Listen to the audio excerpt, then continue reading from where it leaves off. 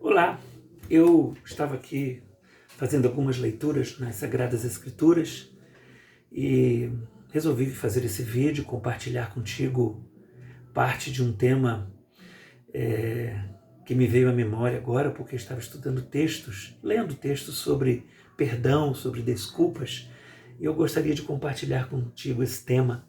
Eu não sei o tempo desse vídeo, mas eu gostaria que você ficasse comigo agora através do canal, deixando o seu like ou dislike, compartilhando, marcando no sininho, para que possamos ser abençoados em outras vidas. Vamos falar um pouquinho desse tema, desculpas, e eu quero só dar algumas orientações, ok? Vamos lá, desculpar é tirar a culpa de alguém. Desculpar-se é pedir a alguém que lhe tire a culpa, que saia dos ombros. Há muitas maneiras de pedir desculpas e a mais difícil eu acredito, né? Desculpe o meu erro, eu espero não fazer isso de novo. Dessa forma que normalmente a gente deve se comportar.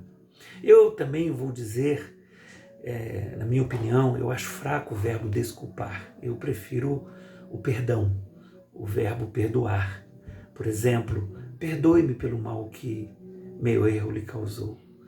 É assim que eu acredito que possamos fazer. Isso é muito difícil, mas que Deus nos dê graça. De fato, essa frase são para poucos, né? Acredito que só para os bem-aventurados que têm sido norteado e deixado espaço para a graça de Deus na vida. Amém? Porque algumas pessoas tendem a esboçar palavras de desculpas e às vezes dificultam as coisas pioram. Tem que sair daqui, tem que sair do coração. E quando é de forma genuína, Deus nos dá a bênção dos relacionamentos, ok? De fato, o perdão é uma atitude correta a se tomar quando cometemos um erro. Perdoa-me são as palavras certas a dizer.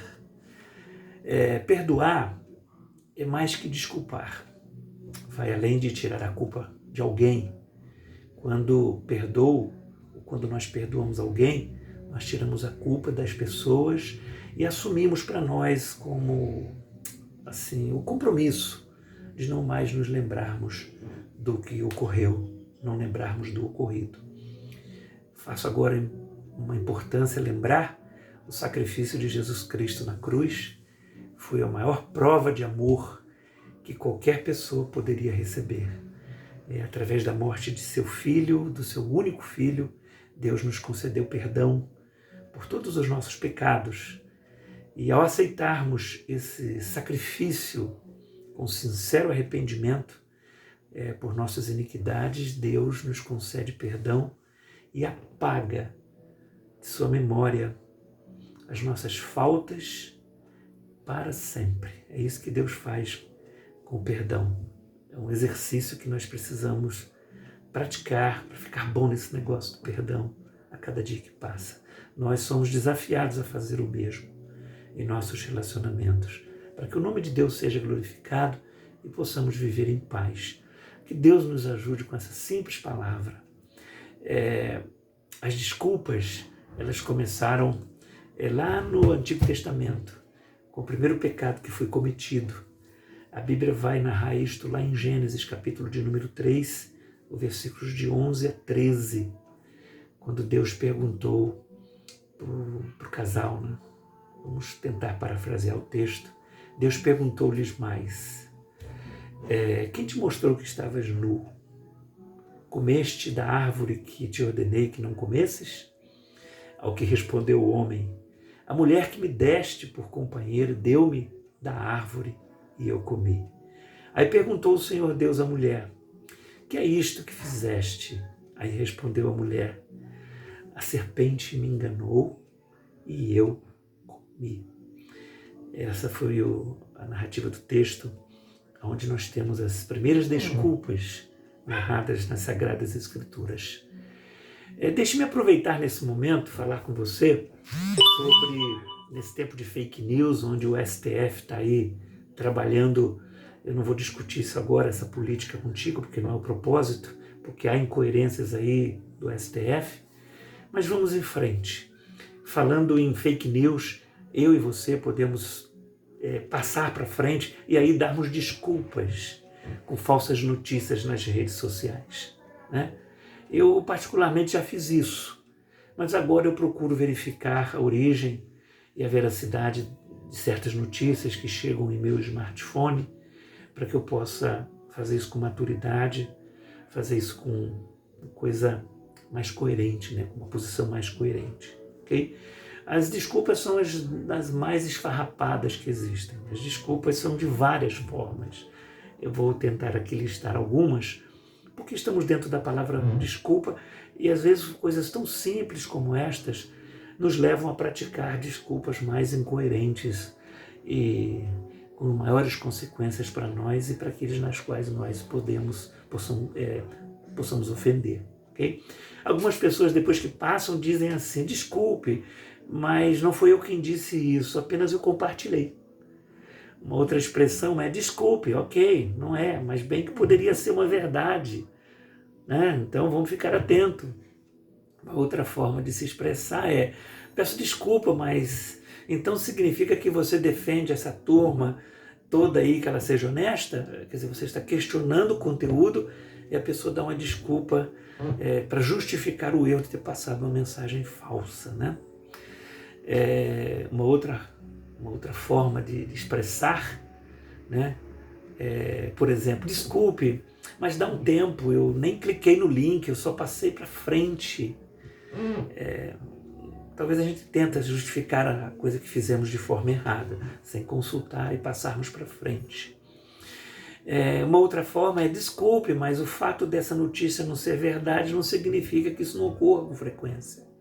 Então eu estou passando, né? Mas desculpa aí, né? Mas isso pode acontecer. As respostas são: desculpe, mas você é muito inocente, acha que as coisas não acontecem, mas acontecem sim. Não justifica passar uma mensagem errada. Pode ser que aconteça, mas aquela que você passou precisa ser coerente. Acho que eu tenho mais uma para lembrar.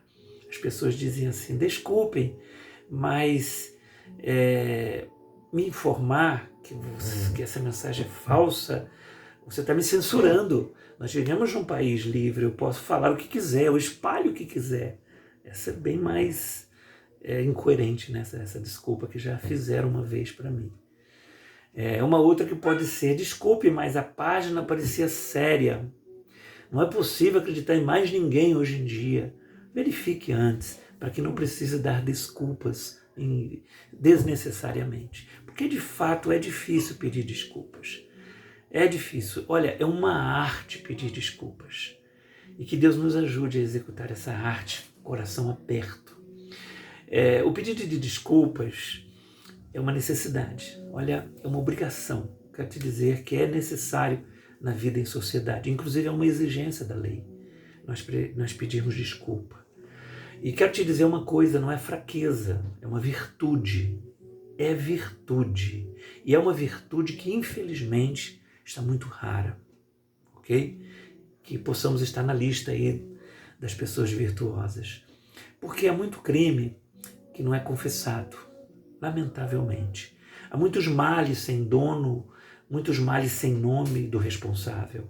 Há muita coisa ainda oculta que precisa ser pedido perdão.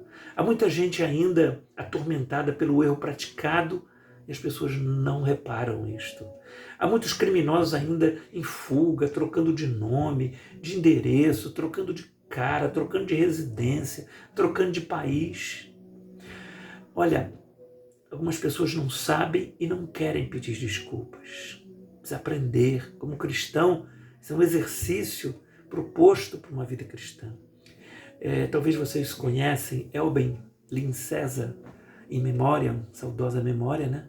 Foi o fundador da editora Ultimato, redator da revista Ultimato. Foi fundador e redator dela. Ele tem um artigo e nesse artigo ele faz perguntas sobre o perdão, sobre desculpas, e ele diz algumas delas, e eu vou compartilhar contigo algumas perguntas que ele faz no seu artigo, ok? Ele diz assim: quando é que os verdadeiros mentores da guerra vão pedir desculpas? Quando é que os caluniadores e mentirosos vão pedir desculpas? Quando é que os responsáveis pela moral que está solta vão pedir desculpas? Quando é que as paredes branqueadas, isto é, os fingidos, os hipócritas, vão pedir desculpas? Quando é que os adúlteros e adúlteras vão pedir desculpas? Quando é que os mercenários, ele fala dos mercenários de igrejas, vão pedir desculpas?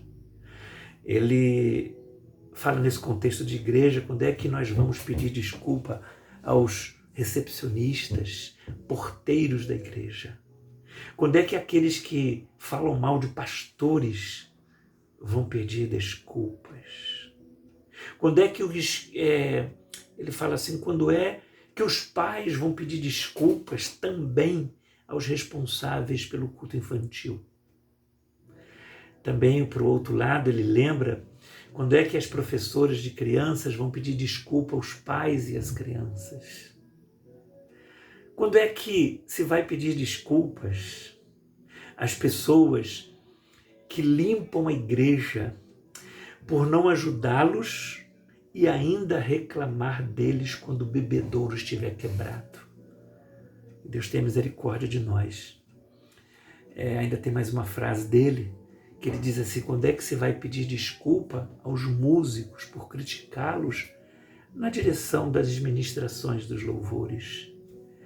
Quando é que se vai pedir desculpa aos filhos dos pastores por eles serem pessoas normais?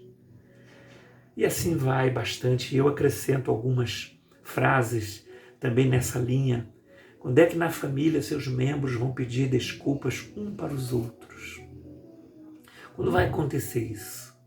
Quando é que os esposos vão pedir desculpa para suas esposas e vice-versa? Quando isso vai acontecer? Quando é que se vai pedir desculpas até mesmo para o vizinho, que a gente não se faz relacionamento com eles? Quando é que se vai pedir desculpas ao balconista ou à balconista do comércio pelos maus tratos a eles? Aquela moça lá do caixa, aquele rapaz do caixa do supermercado. Quando é que se vai pedir desculpa por dizer que não estava em casa quando alguém chama pelo telefone? Avisa que eu não estou, quero falar com ele. Essas coisas incoerentes. Quando é que se vai pedir desculpas por xingar no trânsito? Deus nos ajude. Quando é que se vai pedir desculpas por ser ignorante com quem se ama? Isso é uma coisa muito complicada. Quando é que se vai pedir desculpas por não darem atenção aos filhos porque estão trabalhando muito? São tantas coisas na lista, né? Nós podemos aqui deixar por conta do Espírito Santo. Mas eu sempre vou perguntar e que o Espírito Santo sempre faça perguntas para você. Quando é que se vai se pedir desculpas? Olha, peça desculpa antes de morrer. É isso que Deus falou no meu coração hoje. Porque Caim morreu sem pedir desculpas por ter assassinado Abel. Foi embora e não teve tempo para isso. Nem sei se estava no coração dele ou ele queria fazer isso. Tem aí nas histórias tantas coisas que aconteceram. Eu vou até lembrar de um trágico, né? Adolfo Hitler. Ele matou-se sem pedir desculpas pela invasão da Polônia. Lá no início da Segunda Guerra Mundial, deixou um saldo de 50 milhões de mortes. Muitas pessoas estão morrendo sem pedir desculpas. Alguns até conseguem, na última hora, chamar as pessoas na beira do leito ou de algum lugar para pedir desculpas.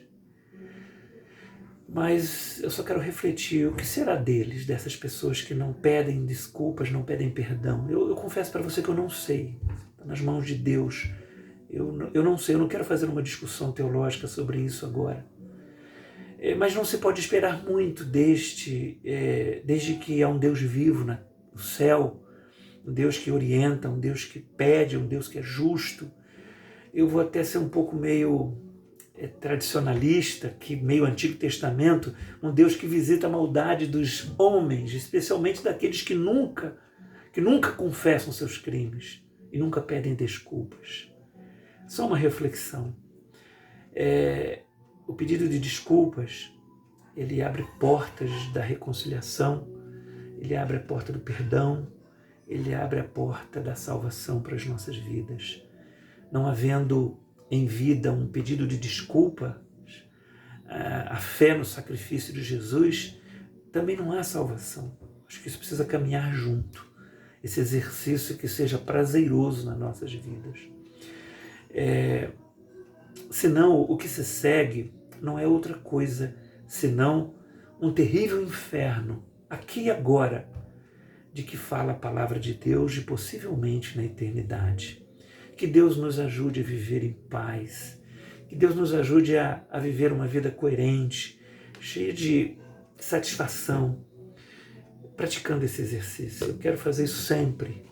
Eu gostaria de dar uma sugestão nesse assunto, de pedir perdão ou desculpas.